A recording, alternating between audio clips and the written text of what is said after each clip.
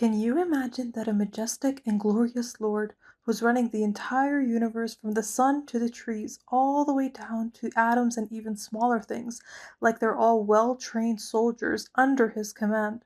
That this Lord would limit his rule to a few weak and temporary humans living in the short and fleeting life in the guest house of this world, and not prepare for himself a grand, everlasting domain and an eternal realm fit for his majesty and lordship?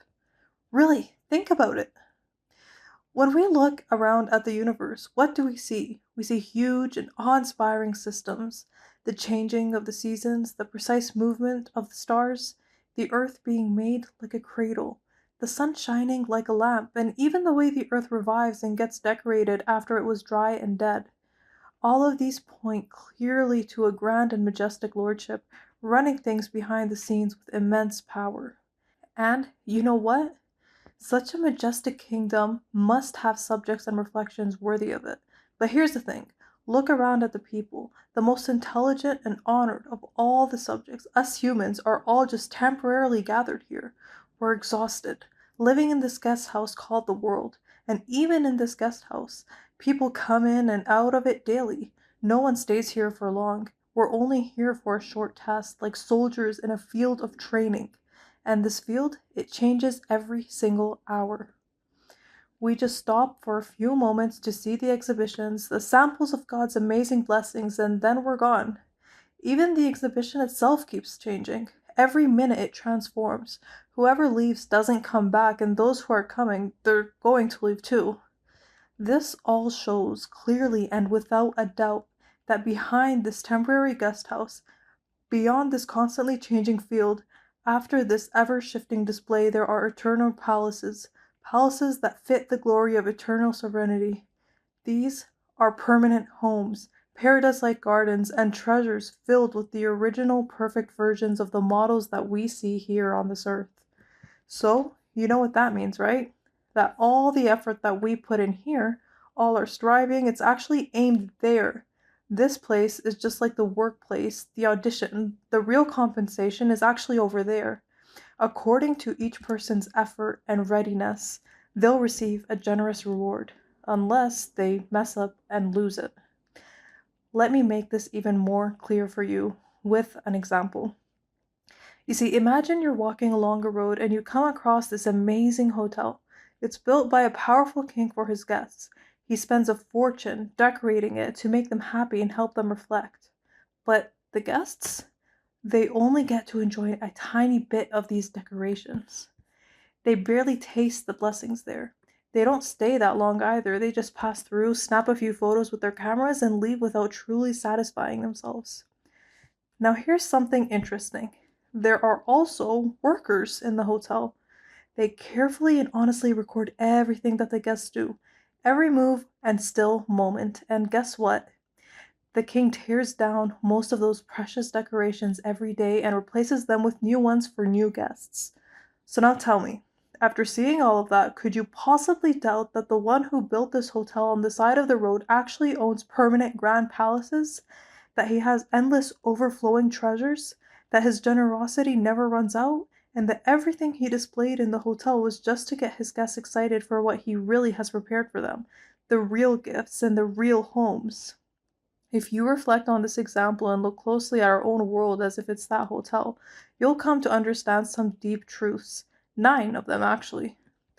First thing is that you'll realize that this world, like that hotel, isn't here just for itself. It didn't give itself this form and function. No way. It's actually a guest house that's constantly filling and emptying, a stop along the way, but with wisdom to host the great caravan of creatures moving through existence. Number 2 is that the people living in this hotel, they're not permanent residents, they're traveling guests, and their kind and generous Lord is inviting them to a permanent home, Dar es-Salam, which is the abode of peace. Third, all these beautiful decorations in the world, they're not just here for enjoyment and pleasure. Because think about it, if they give you joy for a short moment, they hit you with the pain of separation for hours. They tease your appetite but never really truly satisfy you, either because they don't last or because you don't. So, what's their purpose? They're not here to indulge us, but to inspire us, to make us reflect, to make us grateful, and to motivate us to reach the eternal originals of these temporary blessings. Number 4. These worldly blessings, they're just samples, like showroom models of the real, lasting blessings that God has saved for believers in paradise. Number 5. All these temporary blessings and things that we see, they weren't created just to vanish. They weren't made to flash for a second and then disappear. They were brought together here for a short time so we could observe them, understand their meaning, capture their essence, and record their lessons. They exist to serve eternal purposes and to become part of eternal scenes in the world of permanence. Let me give you another example to explain exactly what I mean. You see, look at a flower. It's like a word spoken by God's divine power. It smiles at us for a little while and then it disappears behind the curtain of death. Just like a word you speak, it reaches thousands of ears, gets stored in countless minds, and the meaning lingers even after the word is gone. The flower is the same. After doing its job, after leaving a picture of itself in our memories and storing its essence inside tiny seeds, it departs. Each memory and each seed is like a photograph preserving its beauty, and through that, it continues to exist. So, if even a tiny creation at the lowest level of life gets this kind of lasting legacy, then what about us humans? We're at the highest level of creation. We have immortal souls. Of course, we're connected to eternity.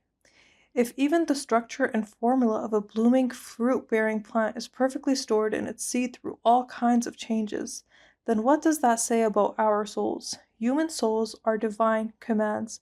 They're full of light and feeling. They have high and noble essences. They're alive. They have all-encompassing capabilities, and God has granted them external, real existence. You really think that those are just going to vanish?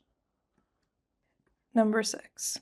You'll come to understand that humans weren't just left free to wander and do whatever they want. Nope, everything we do is being recorded. Every action is being noted, we'll be held accountable for it all. Number 7.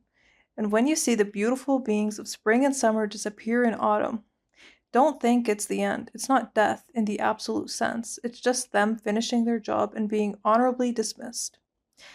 It's clearing space for the new creations that are coming in the next spring. It's preparation for what's next, and honestly, it's a divine reminder to those who've gotten lost in their distractions and forgotten to be grateful.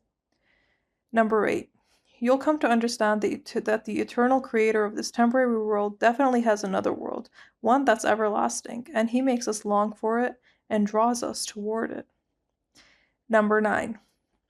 And finally, you'll realize that the most merciful, the most compassionate, glorious is going to honor his sincere servants in the vast eternal realm with what no eye has ever seen, no ear has ever heard, and no heart has ever imagined. We believe in that.